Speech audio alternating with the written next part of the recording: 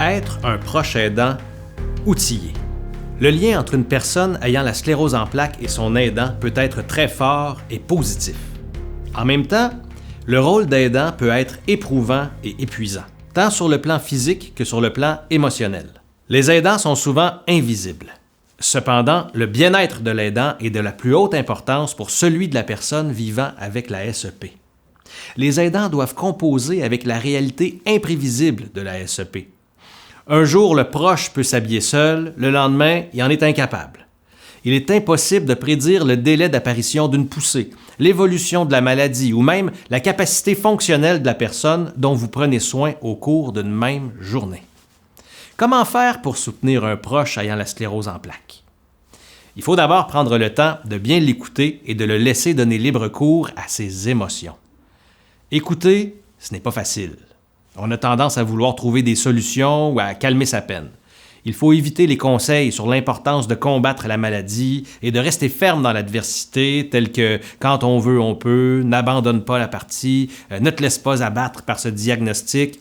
Ces conseils bien intentionnés ne sont pas aidants pour votre proche, surtout si le diagnostic est récent. Il a avant tout besoin de temps pour assimiler la nouvelle. Il se peut également que ces personnes aient besoin de laisser libre cours à leur frustration. Ensuite, lorsqu'un nouveau symptôme apparaît ou qu'un imprévu vient contrarier leur projet, ils ont encore besoin d'une oreille attentive. Il faut éviter de leur dire « secoue-toi » quand la fatigue se fait sentir ou « tu te cherches des excuses ». Ces affirmations sont nuisibles, car elles peuvent amener la personne à se surmener en ignorant sa fatigue ou sa douleur. Ce n'est pas par plaisir que la personne est fatiguée ou ne peut pas faire certaines choses. Si elle avait le choix, elle ne serait pas dans cette situation. Aidez-la à respecter son rythme et à faire une pause au besoin. Dire à votre proche que vous l'aimez est une des choses les plus importantes que vous pouvez faire. Incluez-le dans vos activités, tout comme vous le faisiez auparavant, et faites en sorte qu'il se sente aimé, indépendamment des limites de son corps. Essayez d'en apprendre davantage sur l'état de votre proche. Cherchez des sources d'informations crédibles afin de mieux comprendre ce qu'il vit et ressent.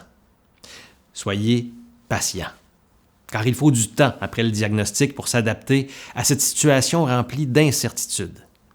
Il est important de vivre au jour le jour et de comprendre comment s'y prendre ensemble pour accepter ce diagnostic. Que vous soyez aidant ou aidé, avec le temps, vous ne mettrez plus la SEP au premier plan de vos préoccupations. Il sera plus facile de vivre avec la personne comme elle est maintenant. Comment accompagner sans s'oublier? Voici des conseils pour aider à accompagner un proche. Se donner l'autorisation de se reposer. Trouver et garder sa place. Vous êtes le mari, la femme, l'enfant, le parent et non l'infirmier. Reconnaître ses limites et s'autoriser à les faire respecter. Se réserver régulièrement des moments de plaisir. Pratiquer un sport. Sortir de la maison chaque jour. C'est primordial de prendre soin de soi. Apprendre à vous écouter afin d'identifier vos limites. Il peut être facile de s'épuiser sans s'en rendre compte. Prendre du recul en vous permettant de faire aussi des activités de loisirs et de repos sans votre proche. Participer à des rencontres pour proches aidants afin de réaliser que vous n'êtes pas seul dans cette situation. Recevoir du soutien de vos pairs permet de se déculpabiliser et de dédramatiser la situation. En terminant, il ne faut jamais hésiter à demander de l'aide.